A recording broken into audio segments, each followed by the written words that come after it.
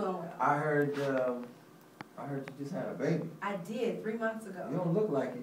Oh, I don't? Looking all cute. Oh, thank you, Eric. You have a daughter. I have a daughter. She is not a baby. She is a grown woman. How old is she? 19. Wow, really? Wow, indeed. Last time I read up about her, India, right? Yeah, India. She was like 12 or 13. Yeah, that's what it seems like to me. It's like, wasn't you just like 12 or 13 2 weeks ago? Nope. Because, I mean, I feel like I just gave birth, and she's 3 months now. Any pointers on raising a daughter? Let me tell you. You can never take enough video. You can never take enough pictures. Because, like I said, I mean, it just seems like yesterday she was 12. The other pointer I could give to any parents out there is talk to your children.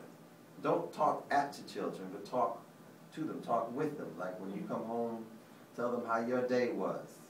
Tell them if you're, you know, if you're in a good mood, you're angry about something, as age appropriate as you can, and as young as you can. You know, just tell them about you, what's going on with you. Because what's going to happen is when they become 11 or 12, it's going to be very natural for them to come home and tell you what's going on with them. Yeah. And a lot of parents are, you know, they make that complaint, like my child has got all this stuff going on and I don't know about it. And you know, well, that starts from the beginning. You got to talk to your child.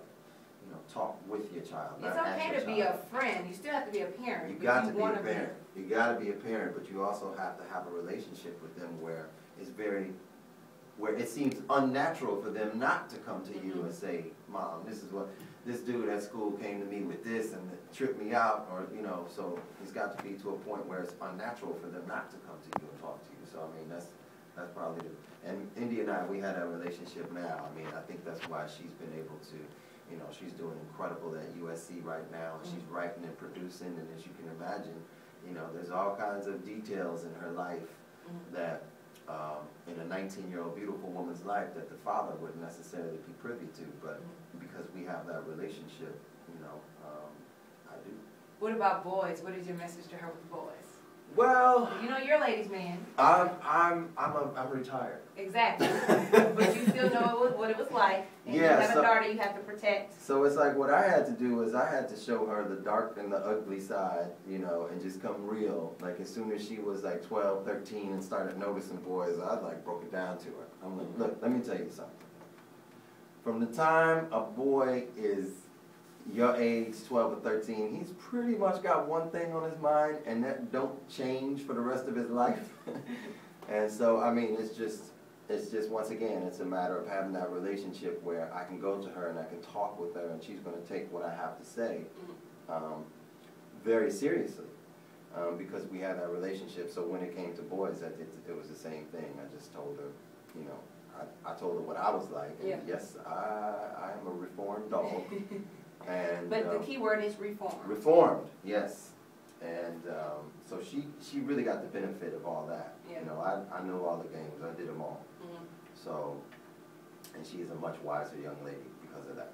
Great. Is she going to be here tonight while you perform at Essence? She's not. She's actually back in LA, and she's working on some of her own music right now. She's taking this is her. You know, the summer obviously, so she's not in school. Well, she's actually taking a summer class right now, but she's using the rest of her free time to work on her own music. Like she's writing and producing and working with some very talented producers and writers. And she's getting her stuff together. So we have that to look forward to. Oh yeah, she's dope. She's ridiculous. Good. Well, tonight we're looking forward to you. Yes. Essence. Yes. I said somewhere today, it ain't Essence Fest if y'all ain't got Eric Benet on the stage somewhere. Come on. Y'all gonna have to call it something else. What do you have planned for tonight? Something from your new album, Lost in Time, some old stuff? Yeah, let me just say thanks again for making, you know, my first single off Lost in Time. Sometimes I cry, #1, you know, #1 for 5 weeks. So thank you very much for that. And so I'm definitely doing stuff off Lost in Time. I'm doing stuff off my first album, True to Myself, A Day in the Life. You know, I've been in the game for a minute, so I'm just like grateful for everybody, you know, to still. How do you keep yourself relevant? That's a good question. I mean, for me, a lot of people look at that question different ways. I mean, for some people, it's a matter of, you know, learning how to